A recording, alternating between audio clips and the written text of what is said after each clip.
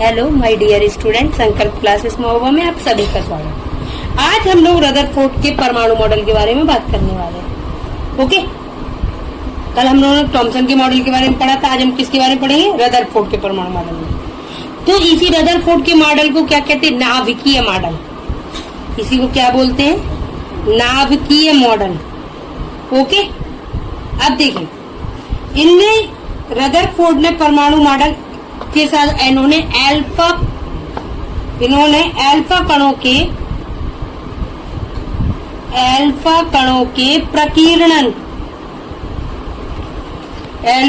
के प्रकीर्णन प्रयोग से प्राप्त जानकारी के आधार पर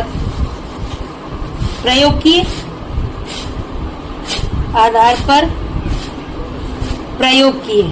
ओके, अब देखें उन्होंने क्या कहा। इन्होंने कहा कि परमाणु अति सूक्ष्म गोलाकार विद्युत उदासीन कण है। परमाणु अति सूक्ष्म गोलाकार विद्युत उदासीन कण।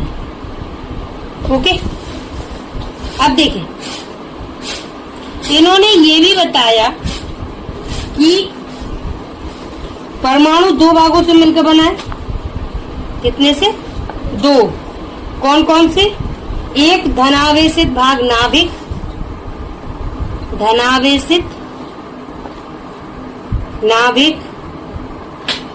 और सेकेंड नाभिक के बाहर विशाल क्षेत्र। नाभिक के बाहर विशाल क्षेत्र। उस विशाल क्षेत्र में क्या रहता? उस जिसमें इलेक्ट्रॉन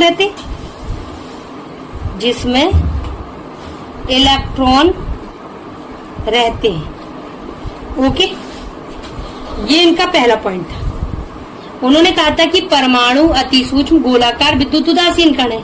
अब जो परमाणु ये दो भागों से मिलकर बना है, एक धनावेशित भाग जिसे क्या बोलते हैं? नाभिक, धनावेशित भाग नाभिक, और दूसरा नाभिक के बाहर का विशाल क्षेत्र जिसमें इलेक्ट्रॉन रहते हैं।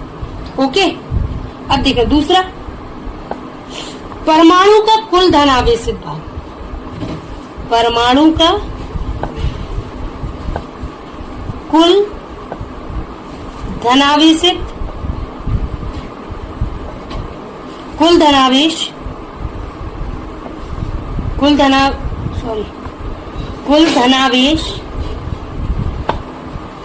मतलब और समस्त द्रव्यमान। कुल धनावेश और समस्त द्रव्यमान परमाणु के केंद्र में संचित रहता है। केंद्र में संचित रहता है। उसे क्या कहते हैं? जिसे नाभिक कहते हैं। ओके, यानी नाभिक की डेफिनेशन आपको क्लियर हो गई कि परमाणु का कुल धनावेश और समस्त द्रव्यमान परमाणु के केंद्र में रहता है। देखिए, ऐसे बनाते हैं ना नाभिक को, सेंटर में ये जहाँ पे ये धनावेश रहता, प्रोटॉन रहते हैं ना, और न्यूट्रॉन रहते। न्यूट्रॉन तो विद्युत रूप से उदासीन होता, तो प्रोटॉन धनावेश रहते, तो पूरा धनावेश कहाँ रहता? इसी सेंटर में रहता। इसी को क्या बोलते हैं? नाभिक। ओके, अब देखें, अगर आपको डाउट हो तो आप कमेंट्स में बता सकते हैं। अब परमाणु में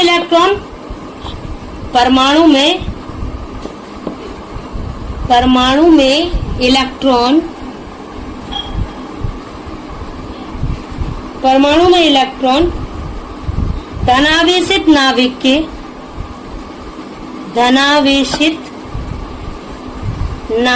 के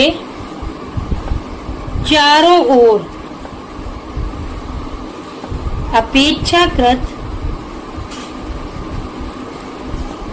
अपेक्षाकृत दूरी पे, मतलब एक अपनी दूरी पर विभिन्न कक्षाओं में घूमते। कक्षाओं को ही क्या बोलते हैं? इलेक्ट्रॉन का घर। घूमते हैं। देखें, हम डायग्राम से समझ सकते हैं। ये नाभिक है, ये पहली कक्षा, ये दूसरी, तो यानी ये एक डिस्टेंस मैनेज किए ना, और इन्हीं में क्या होते हैं, मान लीजिए इसमें 2 इलेक्ट्रॉन है, फिर पीछे वाली में 8, ये रूल हम लोग पढ़ेंगे, 2 8 18 8 32 का। ओके, तो ये कक्षाओं में इलेक्ट्रॉन क्या करते, घूमते रहते हैं। ओके, अब देखिए कि परमाणु में इलेक्ट्रॉनों की संख्या, परमाणु में इलेक्ट्रॉनों की संख्या, परमाणु के इलेक्ट्रॉनों की संख्या परमाणु के नाभिक पर स्थित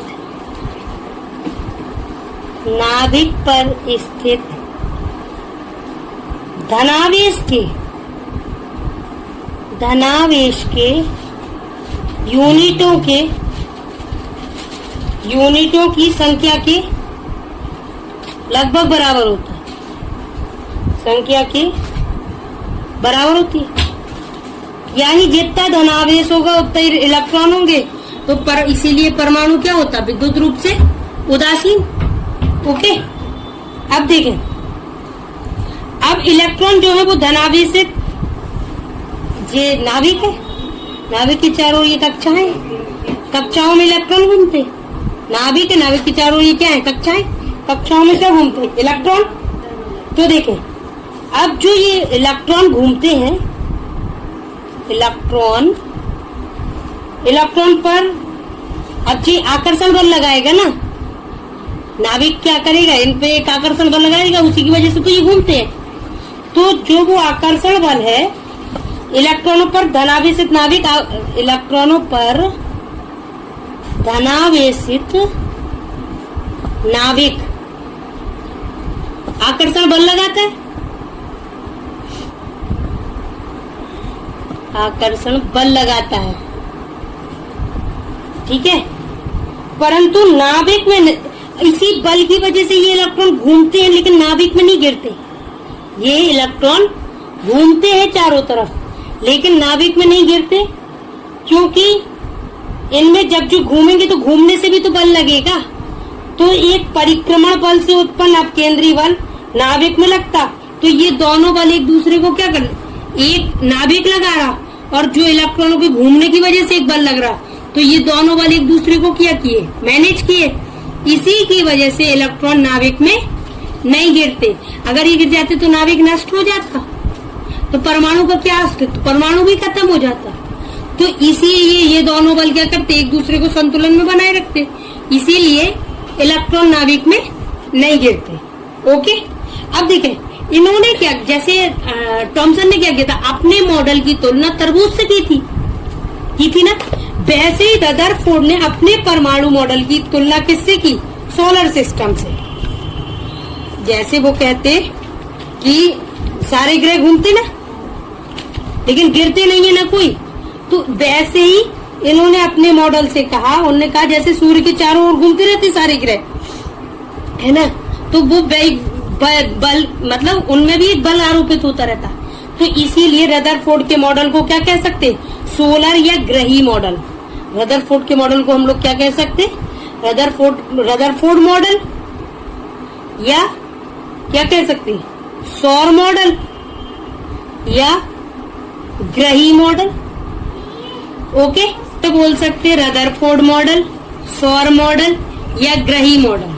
ओके, अब देखिए रदरफोर्ड के मॉडल में कुछ ना कुछ कमी रह गई थी, उन कमियों को हम नेक्स्ट क्लास में पढ़ेंगे। यदि आपको ये अच्छा लगा हो, यूजफुल लगा हो, तो ज्यादा से ज्यादा लाइक करें, सब्सक्राइब करें, शेयर करें। थैंक यू फॉर वॉचिंग मी।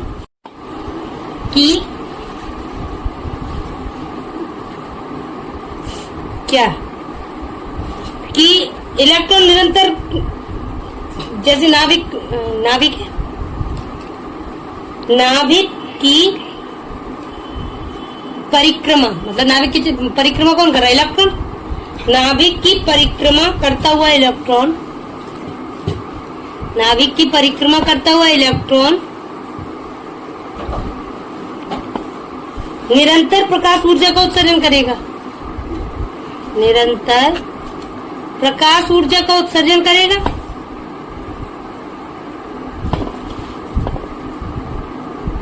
उत्सर्जन करेगा, ठीक, उत्सर्जन करेगा, तो उसकी ऊर्जा में क्या होगी, उसकी ऊर्जा में भी कमी आएगी, उसकी ऊर्जा में कमी होगी। तो जिसके फलस्वरूप इलेक्ट्रॉन कक्षा की त्रिज्या कम होती जाएगी।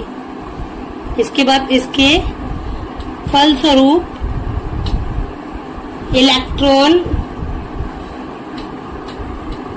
इलेक्ट्रॉन कक्षा की त्रिज्या में कमी होती जाएगी।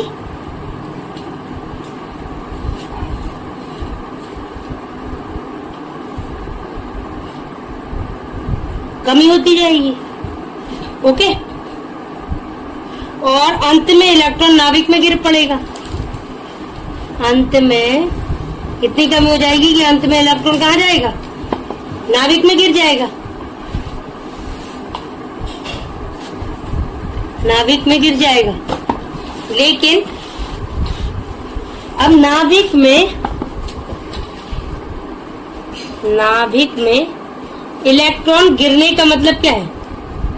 नाभिक में इलेक्ट्रॉन गिरने का अर्थ है कि नाभिक का विनाश, नाभिक का विनाश। तो ऐसा, परंतु वास्तव में ऐसा कभी नहीं होता, परंतु वास्तव में ऐसा नहीं होता है, ओके। वास्तव में ऐसा नहीं होता है, क्योंकि परमाणु क्या है, स्थायी होता है। परमाणु अविनाशी है, परमाणु स्थायी होता है। और परमाणु कैसा है, परमाणु मतलब जब परमाणु स्थायी है तो ये परमाणु के और ये परमाणु के स्थायित्व की व्याख्या नहीं कर पाए, ये परमाणु के स्थायित्व की व्याख्या नहीं कर पाए। तो ये इनकी क्या थी, एक कमी थी, किनकी, रदरफोर्ड की। ये बता ही नहीं पाए कि ऐसा क्यों नहीं हो रहा, क्यों इलेक्ट्रॉन नाभिक में नहीं गिर रहे। तो ये इनकी सबसे बड़ी कमी थी, ओके। और दूसरा कमी थी कि जब नाभिक की परिक्रमा इलेक्ट्रॉन कर रहा, नाभिक की परिक्रमा इलेक्ट्रॉन करता है, नाभिक की परिक्रमा इलेक्ट्रॉन करता है, तो ऊर्जा उत्सर्जन होता है। तो इलेक्ट्रॉन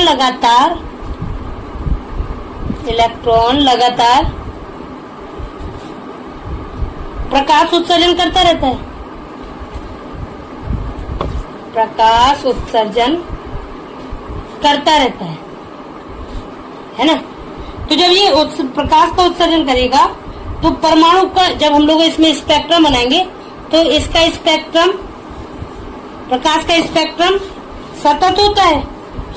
परमाणु में स्पेक्ट्रम जब बनना तो कैसे स्पेक्ट्रम सतत होता, तो परमाणु का स्पेक्ट्रम सतत नहीं होता है।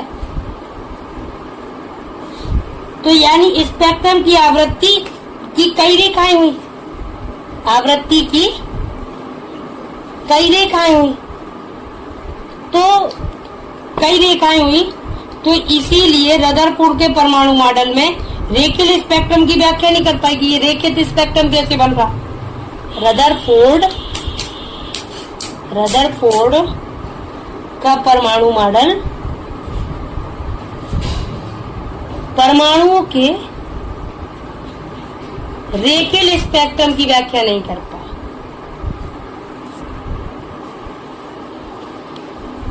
व्याख्या नहीं कर पाए, ओके। ये उनकी कमी थी। जब एक हीरो फ्लॉप हो जाता तो नेक्स्ट हीरो आता ना। तो अगली क्लास में माय डियर, ये पूरा था रदरफोर्ड का परमाणु, ओके। मतलब ये वेरी इंपॉर्टेंट है, इसे आपको अच्छे से क्लियर, जहां आपको क्लियर ना हुआ तो आप कमेंट करके मुझसे पूछ सकते हैं, ओके। इसके बाद हम नेक्स्ट क्लास में पढ़ने वाले नील्स बोर का परमाणु model. So please come in class with in time. आप भी मेरे साथ पढ़ सकते हैं, ओके। आपको यदि अच्छा लगा हो तो ज्यादा से ज्यादा लाइक करें, सब्सक्राइब करें और शेयर करें।